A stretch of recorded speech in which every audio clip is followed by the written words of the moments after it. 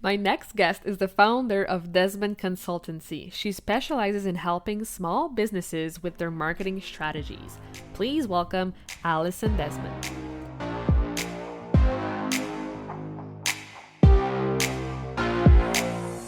Welcome to the Powerful Female Leaders Podcast. I'm your host, Anna Patricia Bourgeois, certified business coach. I am here to help you up-level, generate consistent wealth, increase your confidence, attract dream clients, and master your mindset so that you can fully own your power and achieve next-level results in your online business and beyond. Every week, a powerful conversation will take place with amazing guests, or I'll share from my experience to help inspire you to start and scale the business of your dreams while being powerfully you. The time has come to stop playing small, stop hiding, and stop waiting. Now is the perfect time for you to passionately pursue your heart's desire as the powerful leader you were born to be. Are you ready? Let's do this. Hello, everyone, and welcome to another episode of the Powerful Female Leaders Podcast. I am here today with Alison. I'm so excited to talk to her, get to know her, and to introduce you to her. So say hello to Alison. Hello. Hello, how are you? I'm good. I'm so excited you're here. I am too. I've been a massive fan of your podcast and what you do, so it's a real privilege for me to be here today. Aw, thank you so much. It means the world. So take us on. Like, who is Alison? What does she do? Like, what do you eat for breakfast? Give us the It's picture. it's everything. Yeah, well, probably from the accent, I'm not from the US. I'm Yeah. from I'm from Ireland, so I'm from the south of the country. I'm a marketing graduate, so I graduated about 2 years ago now with all the pandemic stuff. It feels not that long ago, but it has been about 2 years. And I started my own kind of marketing consultancy for small businesses. Kind of Hmm. started during COVID, more as kind of a marketing page, and just kind of grew into it, I suppose, in the last kind of 12 months. So yeah, I'm a massive advocate for, making marketing easy. Marketing strategy is a massive part of what I do. I Hmm. suppose with my marketing degree, I look at marketing from probably, look, everyone has their own different way of looking at it, but for me, looking from a very much holistic point of view, marketing, and that's not just social media, it's not just PR, it's everything together. Mm. And yeah, for me, I love talking. This is why podcasting is great for me. I'm a chatter, I'm a networker, I suppose. I'm a collaborator. And yeah, I'm a massive advocate for, for learning, I suppose, and to getting to know people, and exactly what you do here, Anne, I suppose, is kind of getting into people's minds. Mm. And I think I've really, in the last 12 months, really kind of saw the value in that even more so, about kind of Mhm. educating yourself in many forms. I think the word education has changed. I suppose the perception of education, I think, it was always like college or school, but to me, it's talking to people, it's reading, it's listening to Mhm. podcasts. It's, there's so much more to it now, and I Yeah. think it's very more accessible because leaders out there are talking. They're telling us all their secrets, and they're telling us, and I think that's a great way. So yeah, so for me, it's been a really interesting time. I suppose in more of a personal sense, I suppose I live in the suburbs of a city, and I love my coffee. um that's my thing. I actually have one next to me here, and it's 6 o'clock in the evening here, so that kind of will tell you. And what else now? I love kind of walking, beaches, and all that. So, which is important when you're kind of on the laptop all day, and researching or doing different things. Yeah. So it's trying to find a balance. So yeah, that's kind of a bit about me, I suppose. That's amazing. Oh my gosh, I can relate to so many things on so many levels. You're just amazing. I love your energy, your personality. Ugh, I'm just so glad that we're meeting. I know this is amazing, and I think it's lovely. It's amazing.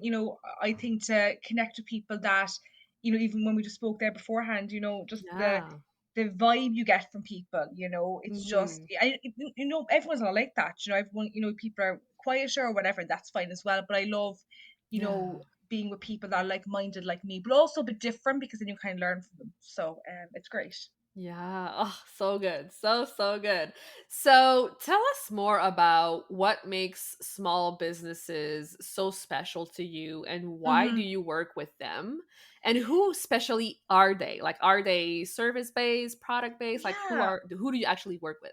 Yeah, so in terms of small business, I suppose I love the fact that I am dealing with, whether it's one person or a small team, Mhm. and kind of, being able to really be involved in all aspects of marketing. If it's a big organization, you need more people. It's harder, but it's nice to Mhm. have a small team and come together and collaborate. I love that. And I find I what I love about small business, I suppose, is the storytelling piece. I love the fact that there's a beautiful kind of human story to a small business. There's always a reason why someone, started their business, and it's always Mm. more of a person aspect than, than anything else. I think whether they wanted maybe, they wanted that leadership piece that we speak about, or maybe they wanted more of a kind of work life balance, which is a massive kind of, not so much trend, I think it's probably a bad word, but a new way of living, I think, is that work life balance. And Mhm. I think so. I think there's just huge amount of growth in them and expansion, and I think they're willing to try things. I think they're willing Yeah. to, get involved. And I'm a massive advocate of bringing people who own the business into the marketing. Whether doing Mhm. reels, IGTVs, stories. Like if anyone, I'm blue in the face of people saying that to me because I'm constantly talking about it, because I think it's so important that there's a beautiful story there, and we can really bring that to life. In terms of types of small business, I don't have a preference. I work with a variety of both service based and product based. Because for me, Anna, I suppose the strategy piece, and when I was in college, internships, so kind of corporate, and I've done, and I think at the end of the day, not much changes, in a sense that strategy is strategy. Strategy is specialized to the brand, but the foundation as a marketer doesn't. Obviously, I tailor all my, pending on target market, pending on type of product or service, obviously, but the base of it doesn't change. And I love the variety, and I think that's a great, it's a great privilege for me to have that. Mhm. I'm able to kind of do that. But it's so I love a variety, but I said the foundation. And to be honest, I mean, again, every person's different, and as a marketer, you have to tailor it to them. But I think the essence of what I say to a product-based business and what I say to a service-based business doesn't really massively change. The Mhm. foundations has to be there. You have to show up, you have to be strategic with decision making. I always use the example. I was on another podcast during the weekend. She was asking me about strategy, and I think the word strategy can really, I think there's a better outlook on that word now, actually. I think Mhm. before it was like a bit of a buzzword that people didn't really understand what that meant. And really the easiest way of me explaining it is that it's like the why. So whenever someone asks me, why am I doing this? I have a justification for it. And it, Mm. it, it goes to as simple as podcasting. So, I do a bit of PR, and when you're picking a podcast for someone, are they reaching the right target market? Are they, is that conversation piece relevant to them? I know that sounds very impersonal from your end, because all you want is a conversation, absolutely, and I love that. But it has to Mhm. be right for the business, and also, Yeah. but also has to be right for the podcast. And that's the way I kind of look at strategy, is kind of that decision making of someone asking you to come onto a podcast, or you asking them, and then you kind of say, is it right? That's the decision Mhm. you make.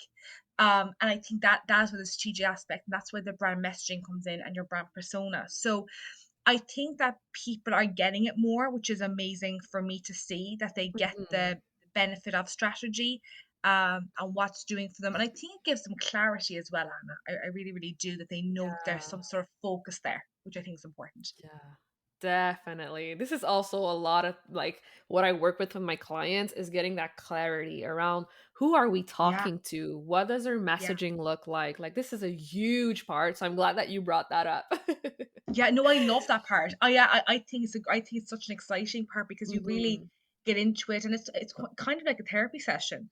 Like it's kind of like, well, who do I want to be? Like, oh my God, actually, who am I? And what are my values? What is my vision? And Mhm. you're asking these questions. But I absolutely love that. But it's so vital, down to even who you're engaging with on social media. That all needs to Mhm. be pre-decided, but it's not just, oh, we'll go on and we'll see what happens. And I think that, and that's where the Mhm. strategic people kind of come in, I think, from that stage on.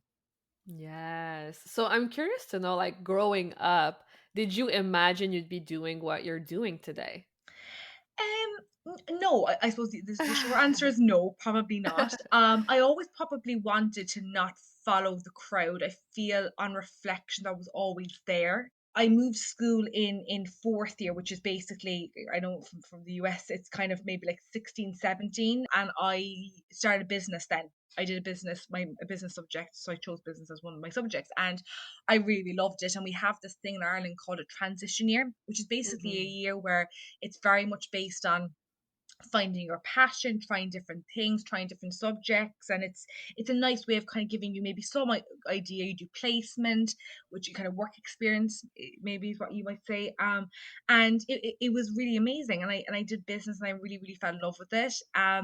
It wasn't like, oh, I'm definitely going to do this, but I really really liked it. And then it's kind of starting to kind of look at college, and I was like, what do I want to do? And I don't think I had a massive like, I knew I wanted to do something in business, but I knew Yeah. I wanted to do something really like fun in my eyes in business, if that makes sense. Like some people I find Yeah. accounting fun, and that's fine. But for me, it was always going to be the bit more of the kind of, not so much the glitz and glam of it, but I suppose the more networking piece, talking piece, working with people, being out Mhm. there, events, all that, which obviously hasn't happened in a while, but that kind of element. So I knew I wanted that side of things, but I was always a very kind of, you know, no risk person. So I went in through general business in college, to kind of give myself that foundation, which I'm really happy I did, because I think it Mhm. gives me, I don't look marketing as like a sole entity of a business. I look at it as part of a whole business unit.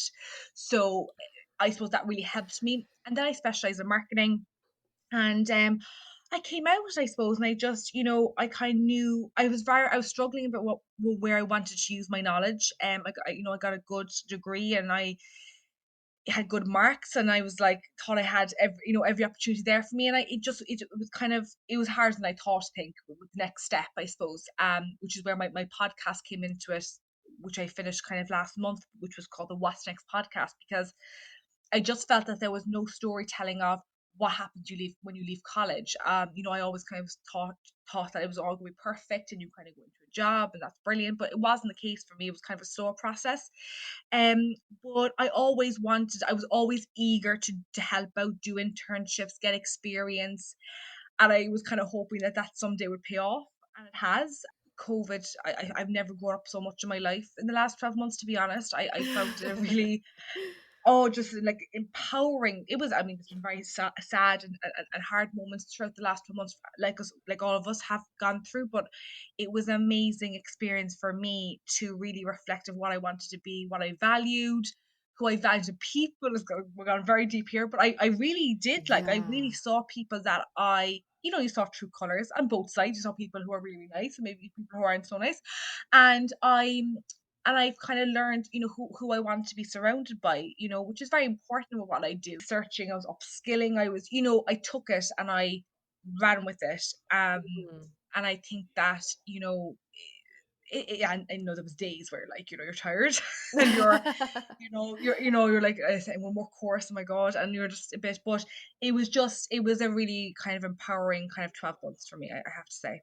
Yeah. Oh my gosh. Yeah. COVID, like all the pandemic thing was so like pivotal for me too. Like Yeah. I just decided, you know what, I'm gonna go full time in my business. I'm gonna take this seriously. I'm gonna commit because if not now, when? Right? Yeah.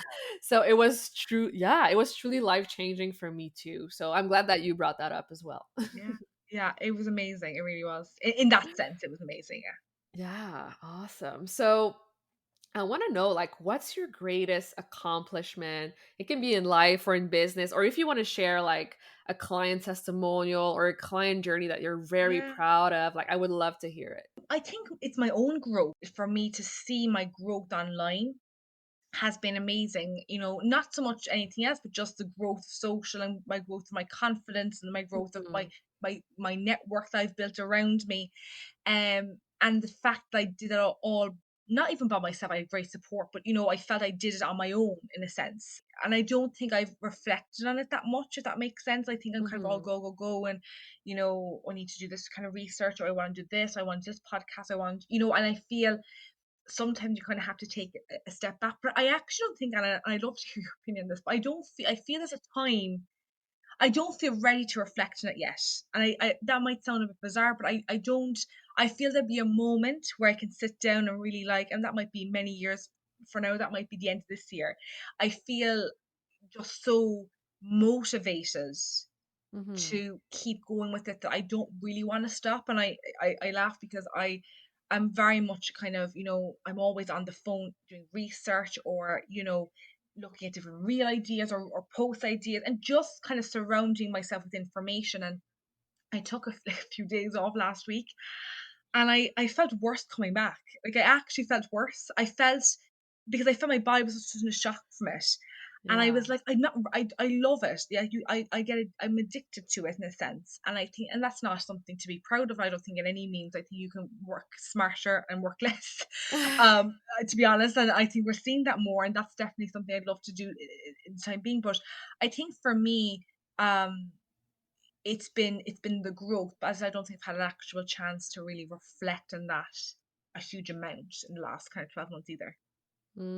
That's interesting because Yeah. I always take the time, at least 5 minutes, just to be so grateful for where I've been and the growth and looking at the evolution. Like, just taking the time to do this like daily, it gives you that extra motivation to keep going and also filling You do your it own cup daily. first. Yeah, I look at my successes, my client successes, and I'm just so proud of it, and it brings me more joy, more energy to keep going. Oh my God, I love that.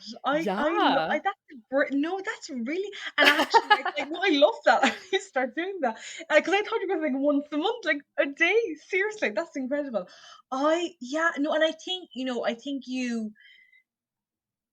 it's about, even just talking to you today and hearing that's really interesting to me, that Mhm. people, because I think, and I think for me it's something that I do need to work on, because I think I'm, not so much I'm hard to myself, but I'm always like striving for the next thing, or, kind of Mhm. striving for the next idea Mhm. and the next Yeah. whatever, which is a good trait to have, I suppose. And that's why, not everyone can do what we do in that sense, because you do need complete commitment, and to be fair, I think we've been very lucky the last 12 months that I was able to put it first, before anything else, because obviously we weren't leaving the house.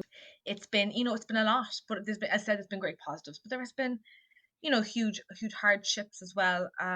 So yeah, I think that's a really interesting point you made. I think I need to take that down. Yes, please do start celebrating No, all the we love little that idea. wins. Yeah, I love that idea. Awesome. So, I'm curious to know, what does being a powerful leader mean to you? Um, I think it is fairness. Mhm. I think it's honesty, with people around you. I think it is being supportive.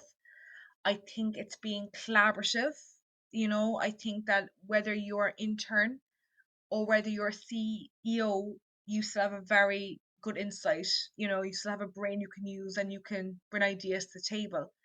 Um, I think it's diversity is a massive thing for me, that you embrace diversity as a leader, and that you embrace ideas, and you don't just keep it, when I'm making decisions. I'm a massive fan of Mhm. collaboration at all levels.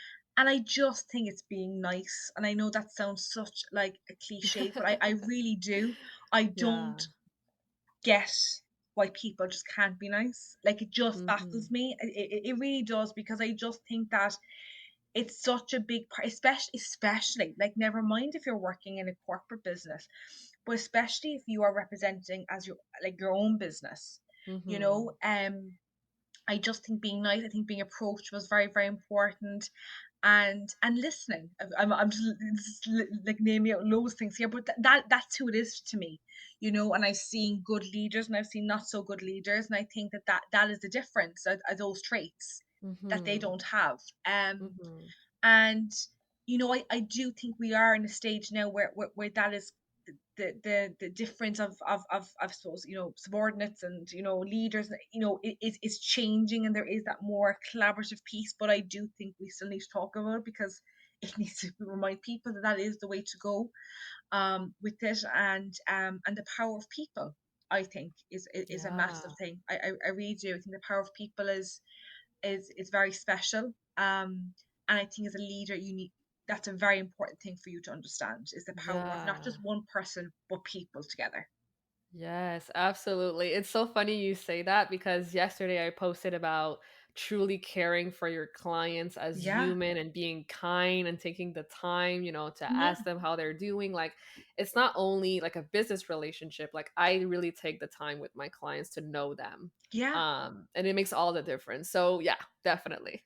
No, absolutely, and I think it's important, and that's a lovely thing to kind of say. I think because I think it's such, especially when you're in contact with someone frequently, you want it to be a nice Mhm. experience, or not dredging it. Or I've talked to them now. Oh my god, Yeah. like that's a horrible way to live.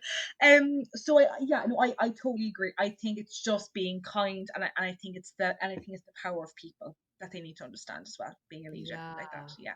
yeah. Absolutely. Thank you so much for all of that. So, do you have any last piece of wisdom you'd like to share with the audience today?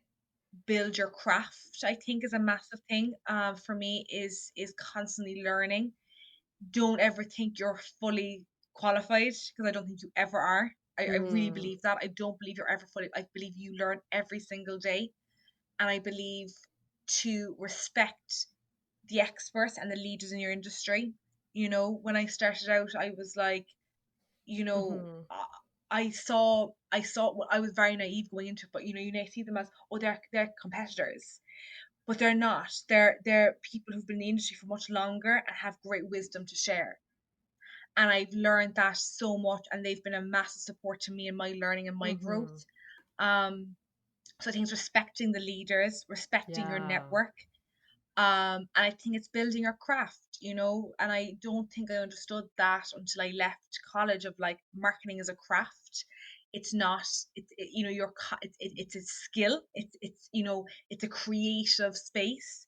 um and you keep having to, you know ex- expand that knowledge. And I Mm-hmm. think, as I said, I have learned from so many fantastic people in the last 12 months, well, all my life, but especially the last 12 months, within regards to this, that um has really opened my eyes, and